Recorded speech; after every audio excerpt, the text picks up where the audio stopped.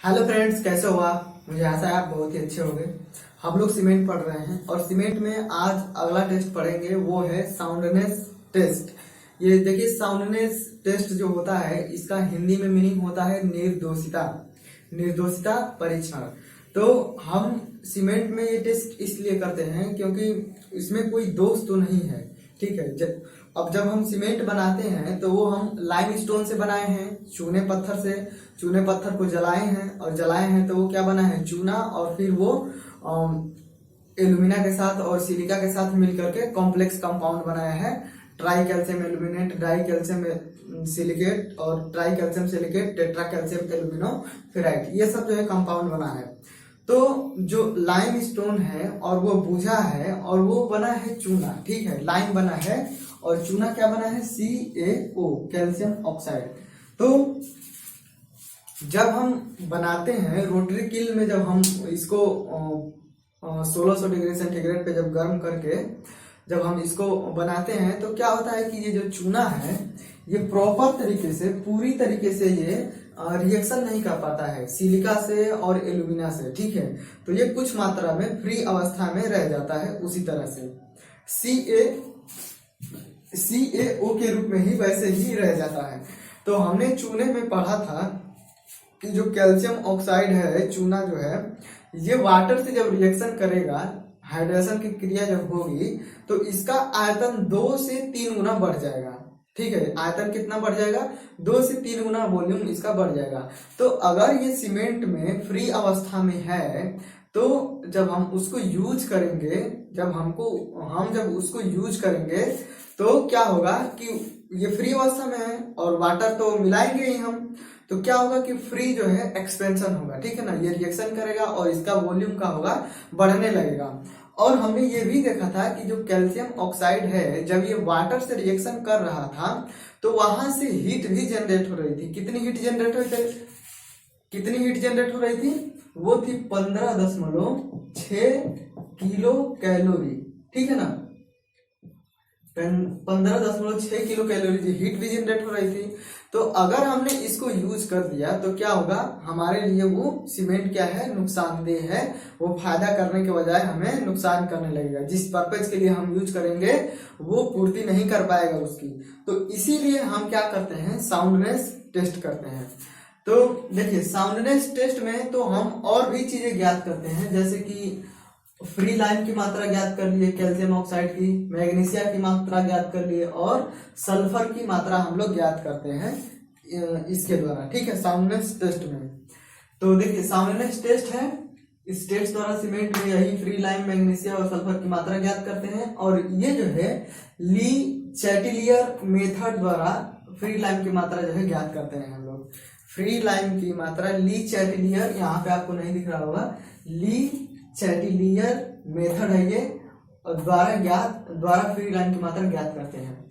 और देखिए, free lime की मात्रा ज्ञात करने के लिए, कैल्शियम ऑक्साइड की मात्रा ज्ञात करने के लिए ली चैटिलियर मेथड तो है, लेकिन यहाँ पे मैग्नीशिया के लिए अलग दूसरा मेथड हम लोग यूज करेंगे। लेकिन सल्फर निकालने के लिए, सल्फर की मात्रा निकालने के लिए, सल्फर का पता लगाने के लिए, इसके लिए कोई भी टेस्ट जो है रिकमेंडेड नहीं किया गया है। कोई भी टेस्ट की रिकमेंडेशन नहीं की गई है कि आप ये टेस्ट करना तो आपको जो है सल्फर की मात्रा प्राप्त हो जाएगी, ठीक है ना।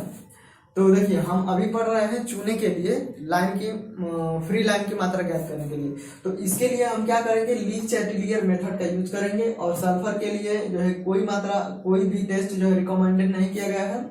अब देखिए, ली चैटिलियर मेथड में क्या होता है कि इसमें एक अपरेटस होता है। अपरेटस का हिंदी में मतलब होता है उपकरण। और यहाँ पे मैंने बताया कि साउंडनेस टेस्ट का मतलब है कि निर्दोषिता परीक्षण, ठीक है। तो एक ली चैटिलियर अपरेटस होता है, ठीक है। अब वो ली चैटिलियर अपरेटस कैसा होता है, मैं उसको यहाँ पे बना देता हूँ, आपको इधर इमेज भी दिख जाएगी। तो ये एक पीतल का जो है ऐसे सिलेंड्रिकल होता है। देखिए, ये इसका क्या है? ये इसका प्लान है और ये इसका क्या है? एलिवेशन है, ठीक है ना। आप लोग पढ़े होंगे प्लान और एलिवेशन। तो ये हो गया प्लान और ये पीतल का है। और देखिए, यहाँ पे जो इसका डायमीटर है, इसको मैं यहाँ नहीं बनाता हूँ, इसका जो डायमीटर है वो 30 mm का है, और जो इसकी हाइट है वो भी क्या है 30 mm है, ठीक है। और ये जो है पूरा सर्कल नहीं होता है, यहाँ बीच में जो है, बीच में ये इतना खाली होता है, ठीक है ना। और फिर इसी से ऐसे जुड़ा होता है, इसको बोलते हैं इंडिकेटर, ये बोलते हैं इंडिकेटर। और इसकी जो है सेंटर से, यहाँ इसके सेंटर से जो इसकी लंबाई होती है वो 165 mm होती है, 165 mm लंबाई होती है। और ये जो पीतल का ये जो सर्कुलाकार जो है, ये जो है 0.5 mm कितना होता है, 0.5 mm मोटी होती है ये वाली। तो इसकी हाइट है पता है, डायमीटर पता है, ये 0.5 mm मोटा होता है। और ये इंडिकेटर जो होता है, इसका जो है इस ब्रास की जो सर्कल है, मोल्ड है, इसको मोल्ड बोलेंगे। तो इस मोल्ड के सेंटर से जो है 165 mm जो है लंबाई इसकी होती है। तो ये हो गया ली चैटेलियर अपरेटस, ठीक है। ये क्या हो गया, ली चैटेलियर अपरेटस। अब देखिए प्रोसीजर क्या है, हमने पिछले लेक्चर में पढ़ा है, पिछले वीडियो में पढ़ा है कि सीमेंट के लिए कोई भी टेस्ट करेंगे तो हम लोग सबसे पहले क्या निकालेंगे, नॉर्मल या स्टैंडर्ड कंसिस्टेंसी निकालेंगे। और ये क्या है, पानी की मात्रा है, इसे हम पी से डिनोट करते हैं। तो सबसे पहले इसमें भी क्या करेंगे, नॉर्मल या स्टैंडर्ड कंसिस्टेंसी ज्ञात कर लेंगे, इसको पी से डिनोट करते हैं।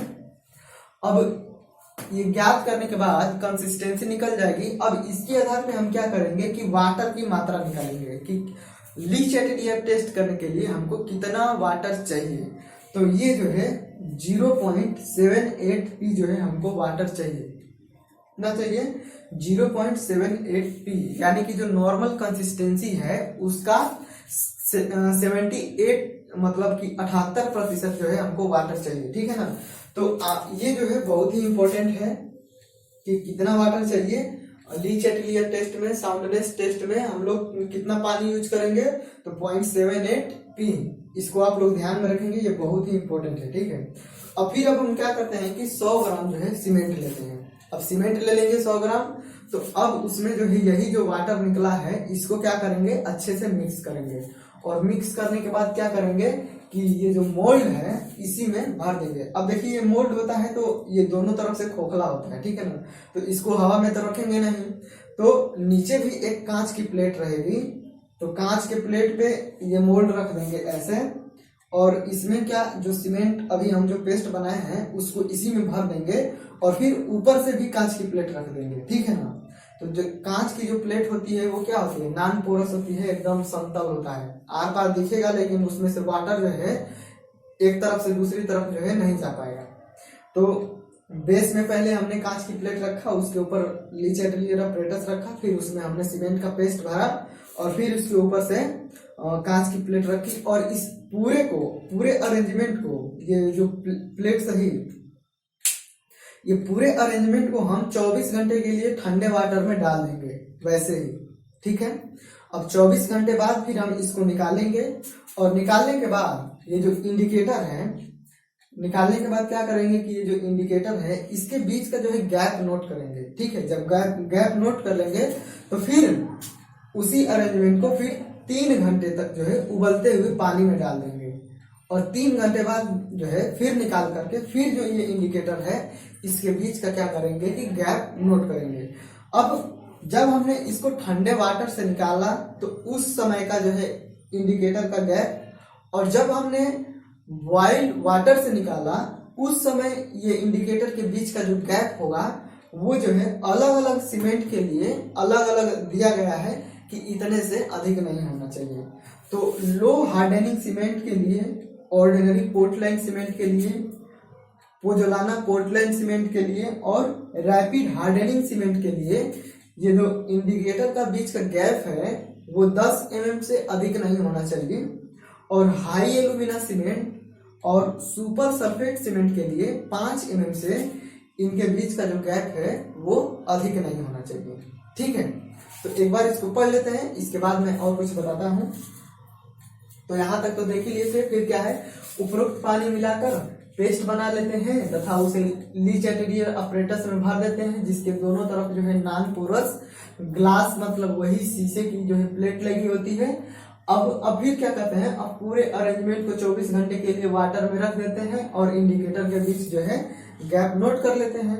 फिर पुनः अब जब इसे निकालते हैं तो पुनः इसे क्या करते हैं, 3 घंटे के लिए जो है बॉइल वाटर में, उबलते वाटर में डाल देते हैं और फिर बाहर निकाल करके इसका जो गैप है वो नोट कर लेते हैं। अब दोनों ही स्थितियों में इनके बीच का जो गैप इतने से अधिक नहीं होना चाहिए, ठीक है ना। तो ये हो गया। अब एक बात समझिए कि अगर इसमें फ्री लाइम की मात्रा होगी, कैल्शियम ऑक्साइड मुक्त रूप में होगा, हमने तो चुना लाइम स्टोन को और क्ले को, सिलिका को, इंग्रेडिएंट हमने शुरू में देखा था कि उसको एक निश्चित अनुपात में मिला करके और हमने रोटरी भट्टी में उसको पकाया है और फिर इसके बाद से जो क्लिंकर प्राप्त हुआ है उसे पीस करके हमने सीमेंट बना लिया है। तो हमने इसमें लाइम स्टोन को ही डाला है, ठीक है ना। कैल्शियम कार्बोनेट, लाइम स्टोन होता है CaCO3, तो हमने CaCO3 को ही डाला है और जब हम रोटरी किल में इसको जलाएंगे या पकाएंगे तो ये क्या हो जाएगा, CaO में चेंज होगा वहीं पे, और इसी में क्या है, सिलिका है और एल्यूमिना है, तो ये उससे रिएक्शन करके C3S, C2S, C3A और C4AF वहीं पे बना लेगा।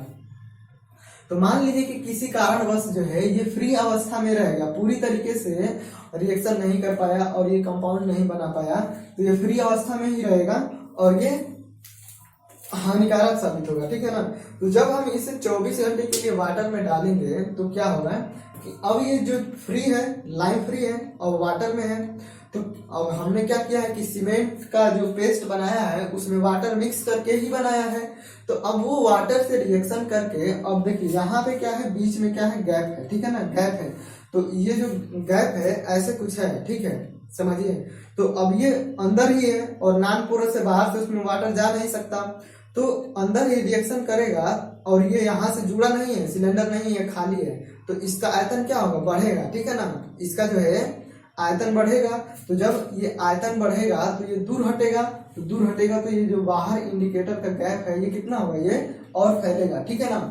तो हम इसको जो है निर्धारित किए हैं तो ये 10 mm है, ठीक है। यहाँ पे इसका जो गैप है लास्ट में, ये जो गैप है वो 10 mm है इन सीमेंट के लिए और इस सीमेंट के लिए 5 mm है। तो अब इससे ये पता चल जाएगा कि इसमें फ्री लाइम की मात्रा कितनी है, आप समझिए। अब इसमें जो है केवल जो ये CaO है, अगर इसकी मात्रा बहुत ज्यादा होती तो इसका आयतन बहुत ज्यादा बढ़ेगा। हमको पता है कि इसका आयतन 2.5 से 3 गुना बढ़ेगा, तो ये बहुत ज्यादा बढ़ेगा, तो ये क्या होगा, जो इंडिकेटर का गैप है वो बहुत ज्यादा होगा, ठीक है ना, बहुत ज्यादा होगा। तो यानी कि उसमें कैल्शियम ऑक्साइड की मात्रा ज्यादा है। अगर वही इसमें चूने की मात्रा नहीं होगी, बहुत कम होगी, तो ये क्या होगा, थोड़ा सा आयतन बढ़ेगा, तो इंडिकेटर के बीच का गैप जो है कम होगा। तो इस गैप के आधार पे हम इस मेथड से निर्धारित कर लेते हैं। देखिए मच्छर बैठ गया है, क्या, तो इस गैप के आधार पे जो है हम निर्धारित कर लेते हैं कि जो है इसमें कितनी जो है कैल्शियम ऑक्साइड जो है फ्री मात्रा में है, और हम जो है कंट्रोल करते हैं इससे, ठीक है ना। तो अब कैल्शियम ऑक्साइड की अगर मात्रा ज्यादा रहेगी तो वो हमारे यूज के लिए सही नहीं है, वो सीमेंट जो है बेकार हो जाएगा, जहाँ पे हम यूज करेंगे वो हमारा उद्देश्य पूर्ति नहीं कर पाएगा। तो ये रहा निर्दोषिता परीक्षण, साउंडनेस टेस्ट कैसे किया जाता है और कैसे किया जाता है और क्या ज्ञात करने के लिए किया जाता है। तो आप लोग इसमें 2 चीज याद रखेंगे कि जो है ये फ्री लाइम की मात्रा ज्ञात करने के लिए किया जाता है, फ्री लाइम, और दूसरा इसमें जो वाटर यूज किया जाता है वो 0.78 P यूज किया जाता है। तो बस खत्म हो गया ये।